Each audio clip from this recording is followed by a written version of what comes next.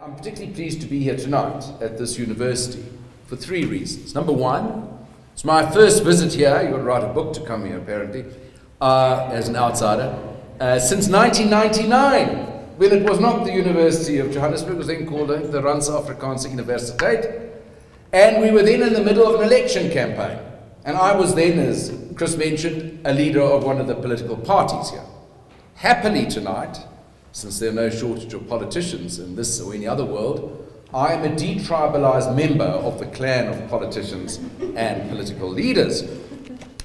And the second reason I'm very pleased to be here tonight, after receiving your warm invitation, is perhaps to share with you a few things you might not have known or thought about the great Madiba who passed from us on the 5th of December last year, and more of that in a moment.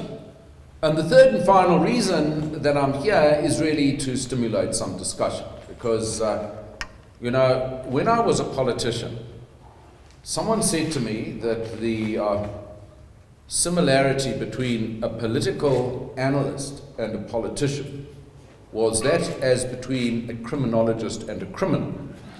So I'm a bit wary, having sort of moved from one side of the fence to the other, from having been a practicing politician to now, as you say, being a commentator and writer and perhaps analyst of some of these things, having moved from the one side of the divide to the other.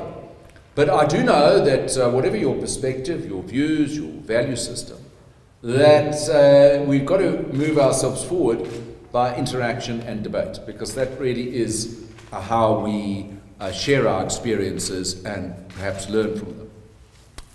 Now, having given those disclaimers, let me say that my entire book is based on the views of my favorite philosopher, Allen, Woody Allen that is, who once said that 80% of life is about showing up. Now, having been sometimes at the peak and more often not in the pit of national and parliamentary politics, it was my great fortune to have showed up as the leader of the Democratic Party precisely 5 days after Nelson Mandela was inaugurated as President of South Africa. But our relationship started quite some years before that. Now, I must now issue a health warning at this point, since my publisher, Jonathan Ball, is well represented here tonight. If I tell you everything in this book, you won't go and buy it. And if you don't go and buy it, you defeat the purpose of this evening. That is the real reason, incidentally, for events like this, in case you thought there was some other reason. That's, you know, the world is governed by commerce. The political economy depends on the economy first, as Karl Marx would have told you. But anyway, the short answer to the question, why another book on Mandela, is to read the book. The longer answer is, alluded to by Chris in his introduction, is that it did occur to me, and more precisely to my publisher, Jonathan Ball, who commissioned this book, that of all the many and fascinating books on Mandela, the one he wrote himself, the one many written about him, the authorized biographies, the unauthorized biographies, the other studies, no one had written a book of Mandela in the full period of his political post-prison leadership from the perspective of the other side. In other words, what was it like to be an opponent of Mandela's? You know, what his secretary thought, what his jailer said, that was one thing. But when democracy first came to this country, and you were kind of quite warmly embraced by Mandela, but you didn't come from the same political home or share the same political philosophy, what was that experience like, and what could you learn from it, and how did one adapt to that reality? Because I always said that I had perhaps the most difficult job of all in the world back in 1994. And that was leading a political party in opposition to a government led by the sainted Mandela. Because, you know, whatever you think or don't think of the President of South Africa today, he was then standing on a very, very high peak when his name was Nelson Mandela. And actually, one of the points I make in this book is that for all we've lost in the post-Mandela period, we've also gained something. Because actually today our politics is more normal, in the sense you don't have this huge icon, who, to quote one of Thabo Mbeki's favorite phrases, did not blind some among us to what our proper roles were for civic engagement under a democracy. Because when Mandela was president, it wasn't so easy to hold up the mirror, which Mandela invited the media and the press to hold up, because the person you're holding up to had this iconic status. Now, quite a lot of the time, Mandela deeply enjoyed the democratic discourse and the discussion and the Punch and Judy show that goes with parliamentary and other politics. But as I point out in this book, Mandela had certain blind spots, as we all do, which occluded his otherwise more hopeful vision of this country. And these too are fully recorded there, obviously, as I experienced it. There no doubt are many others as well that other people will write about or have indeed recorded already. And that was, to me, part of the fascination of the whole Nelson Mandela era of leadership in this country, was that someone on the one hand could be so embracing, so inclusive, and yet at certain defined moments could literally freeze you out if you crossed certain red lines as far as he was concerned. Now, that didn't happen to me very often. It happened sometimes, and some of those deeper engagements are in this book. I was saying in our discussion, which I had with Chris and others before I came here this evening, that to me, the essence of Mandela as a politician and as a leader, apart from his extraordinary example, what I used to call, or call in this book, the power of his example, more than the example of his power, was the way actually he held within him, as behoved someone who only died at 95 years old, and really started off life in the same year that the First World War ended. I mean, bearing in mind that the commencement of the First World War, its centenary was only last week, August the 4th, 1914. Mandela was born in 1918. And the thing about Mandela, which Richard Stengel, who ghost wrote his autobiography, Long Walk to Freedom, made about him, was something that I like to encourage people to think about. And that is that he, as Stengel said of Mandela, his persona is a mixture of African royalty and British aristocracy. He is a Victorian gentleman in a silk dashiki. And that is, to me, part of the contradiction. And one of the reasons that Mandela was such a profoundly successful political leader, and much else besides, wasn't that he tried to eliminate the one part of him in support of another, but somehow he embodied those extraordinary impulses and background themes that made up his long and well-lived life. So put it another way, in a shorter form, which I also quote in the book, there's also a 90-plus-year-old British political statesman called Lord Dennis Healey, who said every politician should have hinterland. In other words, he or she should have a whole range of experiences and backgrounds before they become a political leader. So Mandela didn't arrive fully formed as the president of the ANC or the leader of Umkhonto we Sizwe. He'd had a whole lot of defining life experiences long before his activism in politics began. And I elaborate on those, and that, I think, is the clue to the extraordinary emotional intelligence which he displayed so often and in such varied circumstances.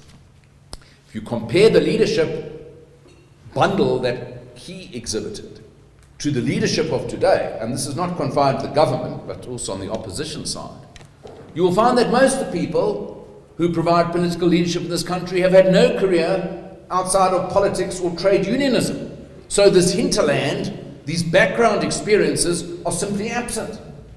And I think one of the biggest deficiencies in our leadership, in our political world today, and look at who the Prime Minister of England is and what he did before. He was a political advisor to the Chancellor of the Exchequer, and before that he was briefly in the financial PR industry. The President of the United States had been a community organizer, then became a state senator, and that was, however clever he is, that was more or less his life experience before assuming the most powerful office in the world. And Vladimir Putin, we won't even go there, but the point about it is that he had a very varied and extraordinary background, and he brought that to bear in everything that he did as president. Now, I don't want to spend the evening telling you what you can read about, but I will leave you with three thoughts and tell you the story that Chris asked me to tell. The first thought is this. When I had published this book, and when we first launched it in May this year, I came across an extraordinary article in the Financial Times of London, which actually had nothing to do with this part of the world, but had to do with Russia. And one of their ace journalists, Philip Stevens, went to Moscow to try and divine why President Putin's doing what he does, you know, annexing the Crimea, arming the secessionist rebels in the eastern Ukraine, and reducing the GDP of his country this year to 0%. And in trying to explain why Putin was acting so aggressively, he was told by an old hand in Moscow, he said, look, the reason is when Putin is faced with a set of challenges, he goes back and does what he knows to do. In other words, be aggressive, be revanchist, go and stir up old nationalist enmities, and so forth. And if you're really going to be exceptional, you've got to start doing what you don't know what to do, to doing the unusual and the exceptional. And if I was, and that incidentally you can apply it to the Gaza-Israel campaign that we are still seeing continuing tonight. Some more rockets were fired, no doubt more lives will be lost. And you can go around the world and see that in most instances, we just go back to doing what we know to do. The point to me about the exceptionalism of the Mandela era was that he very often did what he didn't know to do or hadn't done before. And you can think of many of those acts. And what interested me, if I was to, in my time limits here, to extract two of them, I'll tell you a specific story, and then I'll tell you a personal story. And they both go towards exhibiting that exceptionalism of people, person, a leader, who actually goes and does the unusual, the necessary, sometimes difficult things to do. And so the first point, because you celebrate it, and I'm happy to say most of you were probably not around or conscious at the time, so you don't actually know how bad it was at times, was happened in South Africa in our election on the 27th of April 1994. Because we look at today as something tinged with the miracle and the wonders, the reality on that day, and I was leading the Democratic Party, then called in the province of the PWV, now more glamorously entitled Gauteng. Pretoria, Witwatersrand and Vereniging doesn't quite have the same sex appeal as Gauteng, so that was what the province was given an interim title. And bombs went off at the Johannesburg airport, then called Jan Smuts, and downtown Johannesburg, more bombs exploded. And of course we celebrate correctly 27 April as our Freedom Day, but on the day in question, our freedom did not seem assured at all. And one of the reasons for that lack of assurance was because the election itself was marred by a range of irregularities, not least the counting system, or breakdown of that system, which meant that we waited for days and days and days to know what the outcome of the election was at this very difficult and critical moment in the transition from apartheid to democracy. And no big secret, you know, I always say a South African election result, whether it's national or African national, is actually reducible to Gary Lineker's brilliant observation of football. You know Gary Lineker's definition of football? Football is a very simple game. 22 men chase a ball for 90 minutes and Germany always wins. That's football. Even against my country, Argentina, Germany always wins. Okay. So, you know, between 1948 and 1994, the National Party always wins. And since 1994, the African National Congress Party always wins. Okay, that's South African election 101. But, no, everyone knew the outcome of the election, but the most critical province was my home province, what was then called Natal. Because that was where the outcome was most finely balanced, and Mandela himself even went to Natal at the grand age of 76 to cast his first ballot in 27 April 1994. Because that was where the fighting had been fiercest. 20,000 people died in the province of Natal before 1994 in political violence, many interpretations of it, essentially fought out between the UDF, which was aligned to the ANC, and the Inkatha movement of Mangosuthu Buthelezi. So Mandela went there to vote, and in Natal it was quite apparent that there were pirate voting stations, there were serious allegations of ballot box tampering, and the ANC was convinced that it was being robbed of a famous victory. So while we were waiting in this long drawn-out process of counting, the ANC inner circle, high command, met in downtown Johannesburg at Shell House, now called Luthuli House, to decide what to do, including a proposal from the comrades in Natal that they must call a press conference and denounce the entire election, because the ANC victory had been robbed by the IFP. There was one non-ANC, non-South African at that meeting called Stanley Greenberg, who subsequently wrote a book called Dispatches from the War Room. Interestingly enough, showing how politics evolves. In 1994 and 1999, Mr. Greenberg, who was Bill Clinton's pollster, was the pollster for the ANC. In 2014, he became the pollster for the DA in Gauteng. Didn't help Mr. Maimari, but that's another story. Okay. As Greenberg records that meeting, everyone spoke. Mandela was silent throughout the meeting. And then he brought the room to a full stop. He said, "We will say nothing that declares this election illegitimate. We will do and say nothing except to say this election is free and fair. Tell the comrades to call off the press conference. Prepare our people in Natal and the Western Cape to lose." That is an extraordinary moment for a powerful leader of a political party to tell his comrades, be prepared to lose. And Mandela did that over and over again during his presidency, because he realized at certain crucial moments, attached as he was to the African National Congress, that there were moments and acts which were more crucial than the interests of the party, and that sometimes you've got to put country ahead of party. And that story is retold in other areas in this book, including that one. So now, to conclude with the famous story. So, a few kilometers from here, well, I'll get to that in a moment, let me give you the background. So I'm this guy who leads an opposition party to the great Madiba's ANC, mighty juggernaut. We had 7 seats in Parliament then, so they've grown a bit the year, they've got about 87. Probably got a better leader, anyway. Well, I did take them from 7 to 57. She had the easy job of going from 57 to 87. That's all history. But the thing is that, it wasn't so easy being the opposition to Mandela.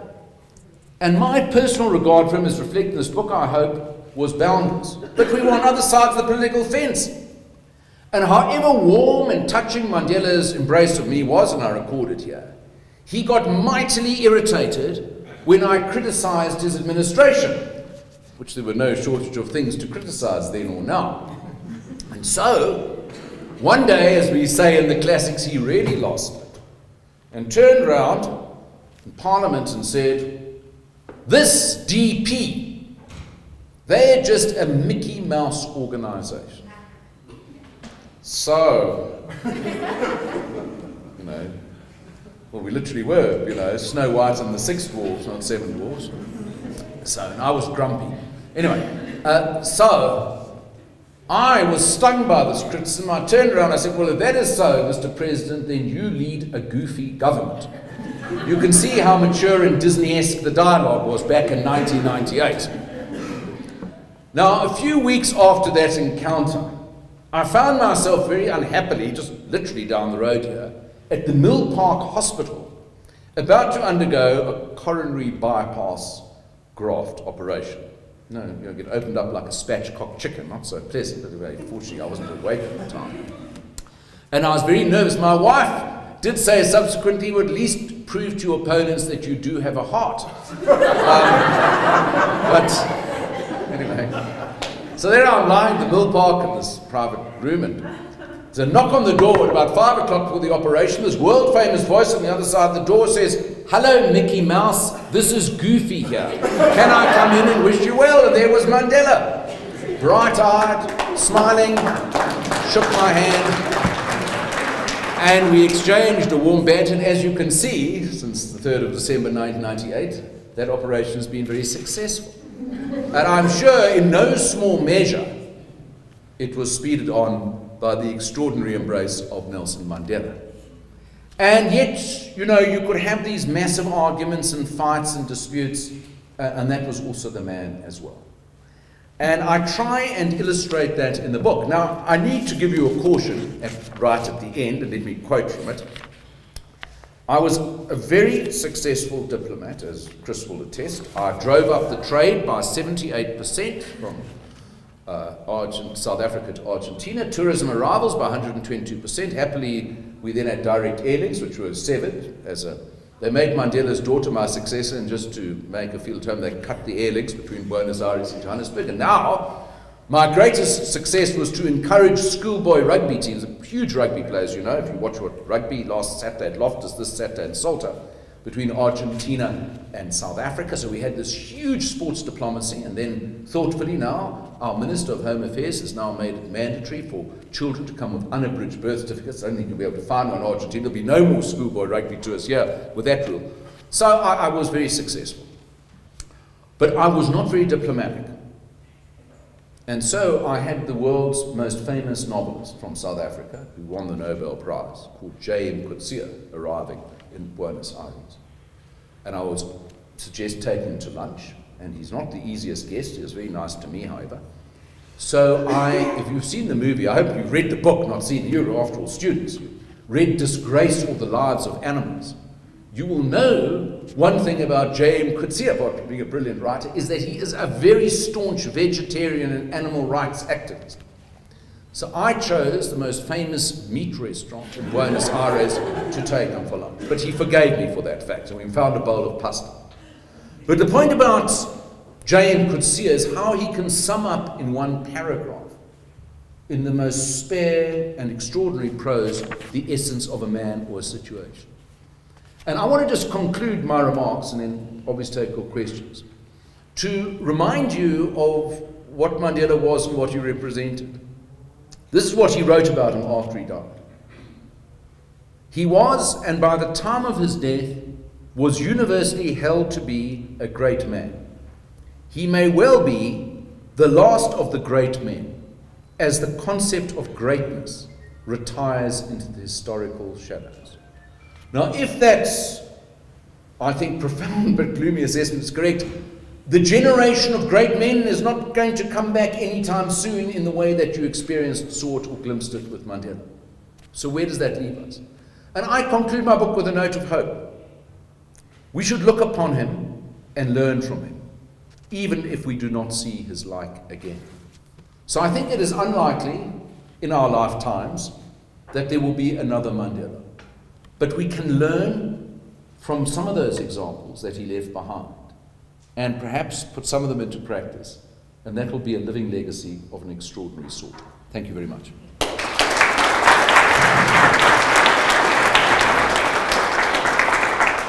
And the chairman